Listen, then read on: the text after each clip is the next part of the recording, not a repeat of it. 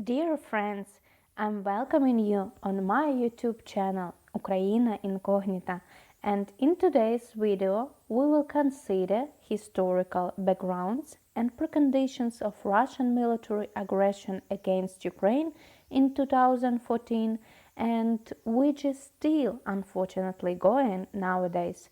So let's get started.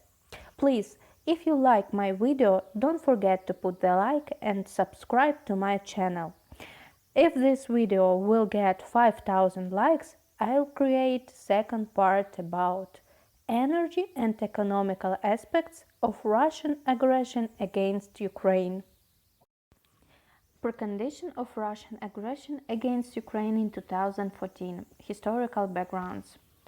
Russian-Ukrainian relations always were a hard and complicated one. From the time of Muscovy and Cossacks, relations between two countries were difficult and unpredictable. New era of Russian-Ukrainian relations became in 1990s immediately after the collapse of the Soviet Union, of which both had been founding constituent republics. After collapse of Soviet Union, Russia recognized itself as a successor state.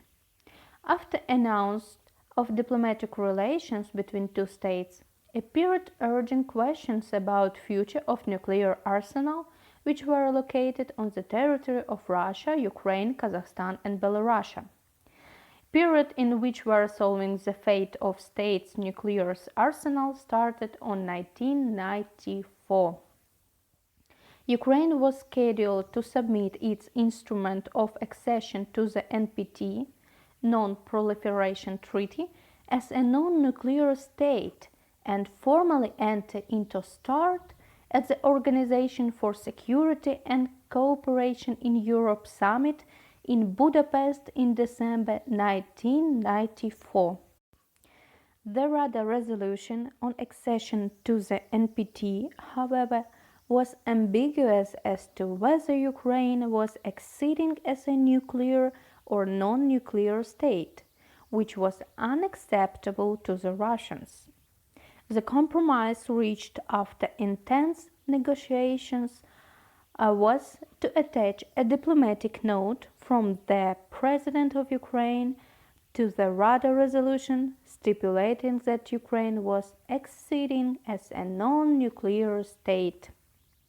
The trilateral statement, signed in Moscow January 1994 by the Presidents of the United States, Russia and Ukraine, Bill Clinton, Boris Yeltsin and Leonid Kravchuk, details the procedures were to transfer Ukrainian nuclear warheads to Russia and associated compensation and security assurances.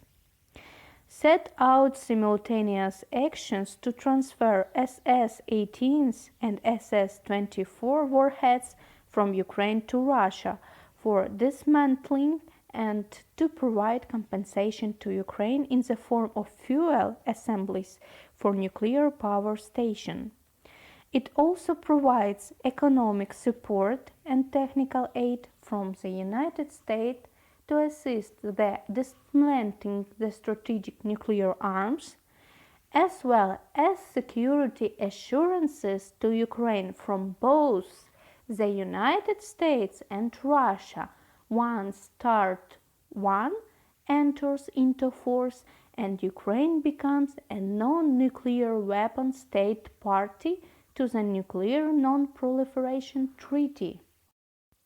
Between March 1994 and June 1996, about 2,000 nuclear ammunition of strategic weapon systems were removed from Ukraine to Russia for disassembly.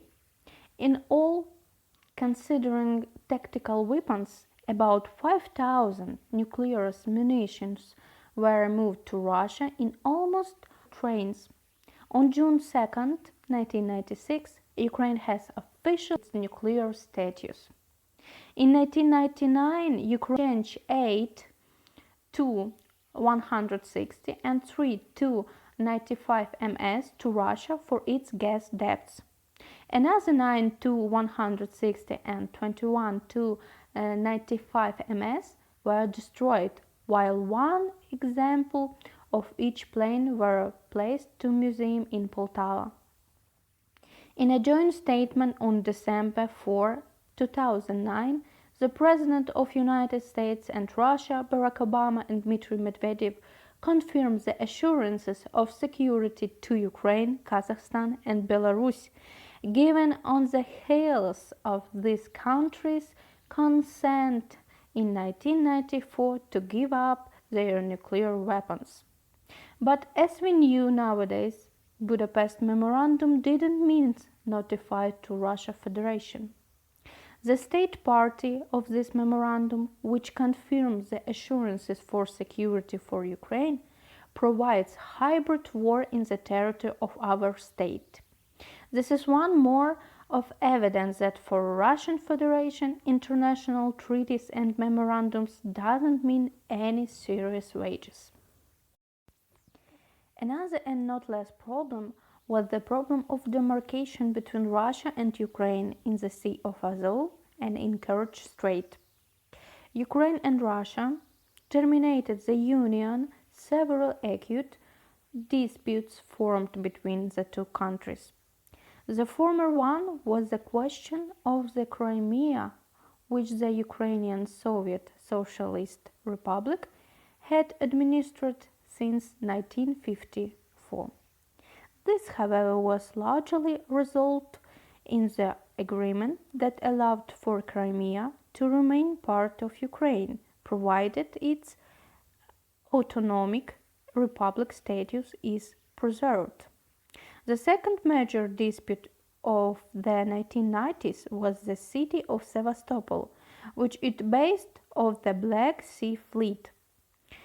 During the fall of the Soviet state, the city, along with the rest of Ukraine, participated in the national referendum for independence of Ukraine, where 89% of its population voted for the succession of the city in favor of the Ukrainian state. Yet the Supreme Soviet of Russia voted to reclaim the city as its territory in 1994. After several years of intense negotiation in 1997, the whole issue was resolved by partitioning the Black Sea Fleet and leasing some of the naval bases in Sevastopol to the Russian Navy until 2017. As we can see, during all time of Ukrainian independence, Russian Federation tries to blame, humiliate or make guilty Ukrainian state, ignoring fundamental rules of international law. Another major dispute was related to the energy supplies, as several Soviet Western Europe oil and gas pipelines ran through Ukraine. Later, after new treaties came into effect, Ukraine's gas debt areas to Russia were paid off by transfer of some nuclear-capable weapons that Ukraine inherited from the USSR to Russia, such as two 160 strategic bombers. During the 1990s, both countries, along with other ex-Soviet states, founded the Commonwealth of Independent States, and large business partnership come into effect. While the Russia share in Ukraine's export declined from 26.5% in 1997 to around 23% in 1998 till 2000, the share of import held steady at 40% of the total. Overall, between the 1/3 and 1/2 of Ukraine's trade was with the Russian Federation. Defense was particularly strong in energy. Up to 70–75% of annually consumed gas and close to 80% of oil came from Russia. On the export side too, defense was significant. Russia remained Ukrainians' primary market for ferrous metal, steel plate and pipes, electrical machinery, machine tools and equipment, food and products of chemical industries, and it has been a market of hope for Ukraine's high value added goods. More than 9/10 of which were historically tied to the Russian consumer. Has not gone unnoticed that situation prior to the Ukrainian presidential election. 2004 were present, including the speculation regarding accidental shooting downs of the Russian airlines by the Ukrainian military and the controversy with the Tuzla Island. Relation with Russia under the later years of Leonid Kuchma improved. In 2002, the Russian government participated in financing the construction of the Khmelnytsky and the Rivne nuclear power plants. However, after the Orange Revolution, several problems resurfaced, including the Russian-Ukraine gas dispute and Ukraine's bid to join NATO. In Russia, there is no regional breakdowns in the opinion of Ukraine, but one of the whole Ukraine's recent attempts to join the EU and NATO were seen as a change of course to only a pro-Western, anti-Russian orientation of Ukraine, and thus a sign of a hostility, and this resulted in a drop of Ukraine's perception in Russia. This was further fueled by the public discussion in Ukraine of whether the Russian language should be given official status and be made the second state language in Ukraine. During the 2009 gas conflict in Russia, media almost uniformly portrayed Ukraine as an aggressive and greedy state that wanted to ally with Russian enemies and exploit cheap Russian gas. The status of the Russian Black Sea Fleet in Sevastopol remained a matter of disagreement and tensions. During the Russian-Georgian War, relations between Ukraine and Russia soured due to Ukraine's support and selling of arms to Georgia.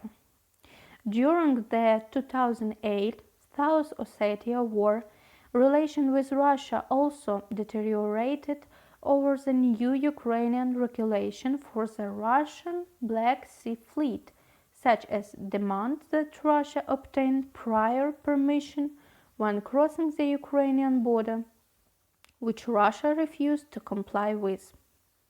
After the Russian-Georgian War, US supported Ukraine's bid to join NATO, launched in January 2008 as an effort to obtain the NATO membership action plan.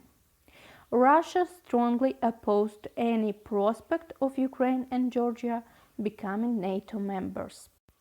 From the period of presidency of fourth President Viktor Yanukovych, relations between two states became more closer. Viktor Yanukovych was the most pro-Russian and neo-Soviet president to have been elected in Ukraine. Since his election, he fulfilled all of the demands laid out by Russian President Dmitry Medvedev in his letter written to former President Viktor Yushchenko in August 2009. On 22nd April 2010, Presidents Viktor Yanukovych and Dmitry Medvedev signed an agreement concerning granting of the Russian naval forces based in Sevastopol in the next 25 years for the natural gas discounts in deliveries which account for 100 per each 1,000 cubic meters. The lease extension agreement was highly controversial outside and inside of Ukraine. On 17 May 2010, the President Dmitry Medvedev arrived in Kyiv on a two-day visit. During the visit, Medvedev hoped to sign cooperation agreement in the regional and international problems. That also was mentioned one of the official inquiry at the Verkhovna Rada by the first Deputy Prime Minister Andriy Kluyev.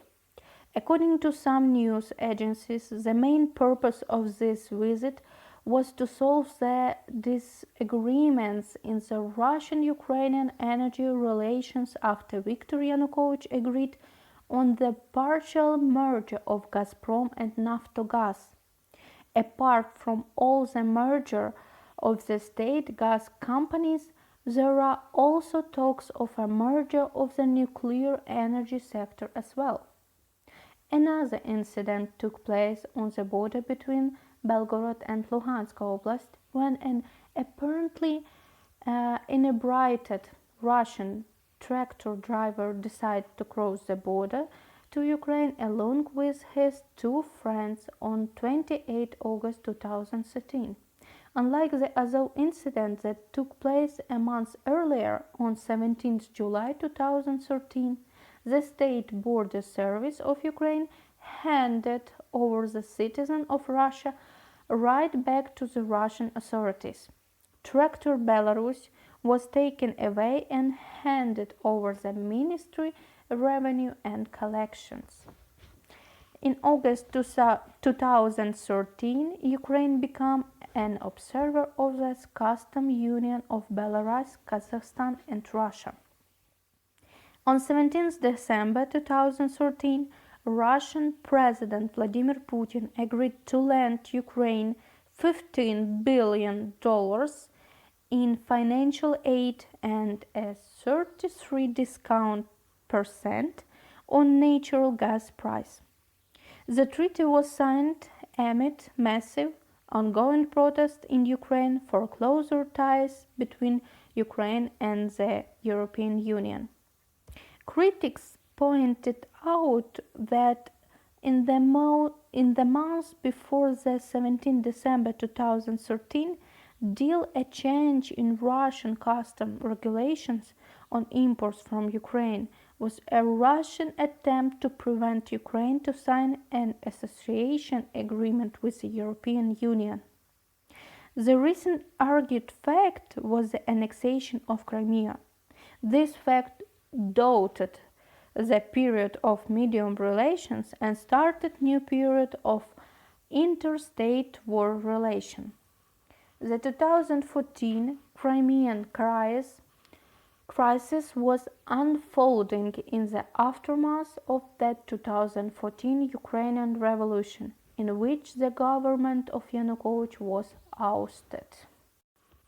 In May 2015, Ukraine suspended military cooperation agreement with Russia that was in place since 1993.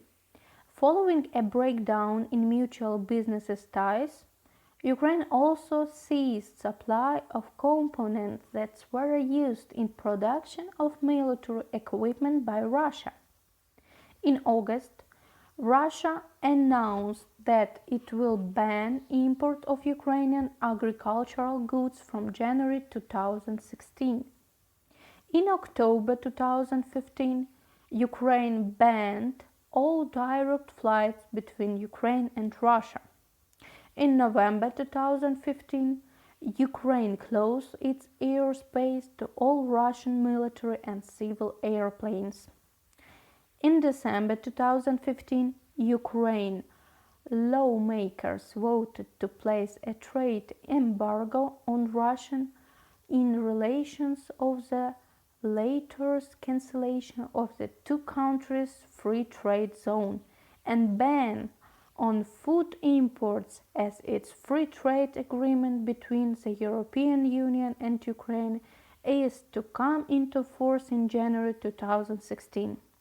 Russia imposed tariffs on Ukrainian goods from January 2016 as Ukraine joins the DCFTA with the European Union.